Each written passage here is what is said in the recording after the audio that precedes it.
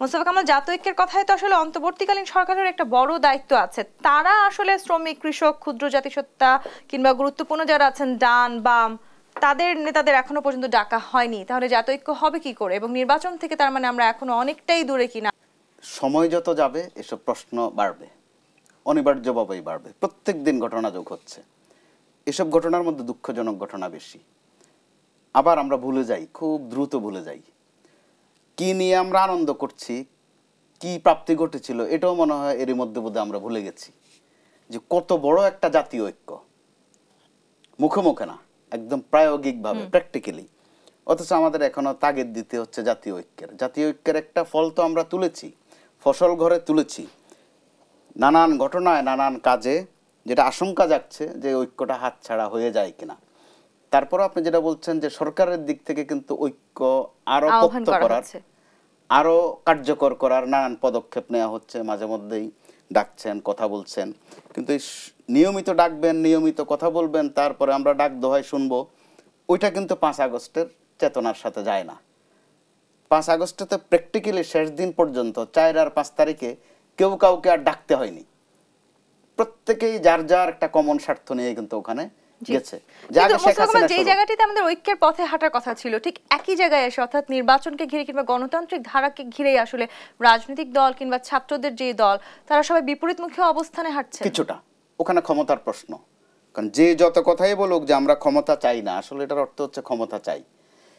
পাওয়ার practice কারা বেশি করছেন এখন? প্রত্যেকেই করছেন যার যার জায়গা থেকে। এখন তারা যাদের অবদান আছে, তাদের কিন্তু বিশাল অবদান।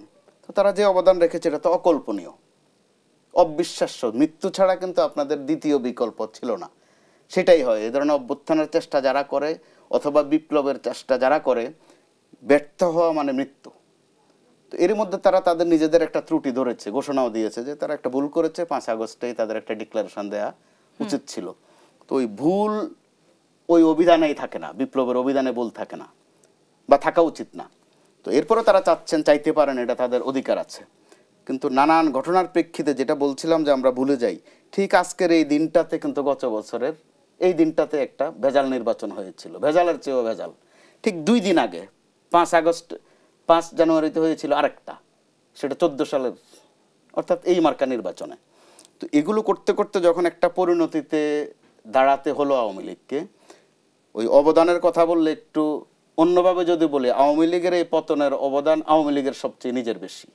অর্থাৎ নিজেদের সর্বনাশ যতভাবে করা যায় সেটা কিন্তু ওই দলটিও করেছে, ওই দলটির যিনি প্রধানমন্ত্রীও করেছেন। তারা কিন্তু তাদের আসলে কর্মফলটাও পেয়েছে। সেই জায়গাটি থেকে আমি একটু বলতে চাই, এখন যারা রাজনীতি করছেন বা নতুন যারা রাজনীতিতে যুক্ত হচ্ছেন, তারা আসলে সেই জায়গাটুকু বুঝতে পারছেন কিনা, কিংবা নির্বাচনে হওয়ার পর, ক্ষমতায় যাওয়ার পর একই অবস্থা যে পুনরাবৃত্তি ঘটবে না, সেই নিশ্চয়তা আমরা কোথায় পাবো? এরই মধ্যে সেই নিশ্চয়তা নাই। এখানে উল্লেখ করতে হয়, আমাদের সামনে কিন্তু 2টা ঘটনা আছে তাজা, যদি তারাও একটু স্মরণে রাখেন। একটা হচ্ছে শ্রীলঙ্কা, আর একটা তিউনিসিয়া। অনেকটা এই ধরনের বিপ্লবে হয়েছে। তো শ্রীলঙ্কায় কিন্তু এরকম ঘটেছে, এখন আর মনে হয় না। তাদের অর্থনৈতিক অবস্থা ভালো, রাজনৈতিক অবস্থা ভালো, নির্বাচন হয়েছে, ক্ষমতার পট পরিবর্তন হয়েছে, ছাত্ররা কিন্তু যার যার একাডেমিক কাজে ফেরত গেছে, নাই কেউ রাস্তায় এখন আর। তিউনিসিয়ায় যারা ওই বিপ্লবটা করেছিলেন, নাম ছিল জেসমিন বিপ্লব, জেসমিন রেভলিউশন। ওই রেভলিউশনের ছাত্ররা, অর্থাৎ তাদের অবদান বেশি। তারা আছে এখন 3 জায়গায়।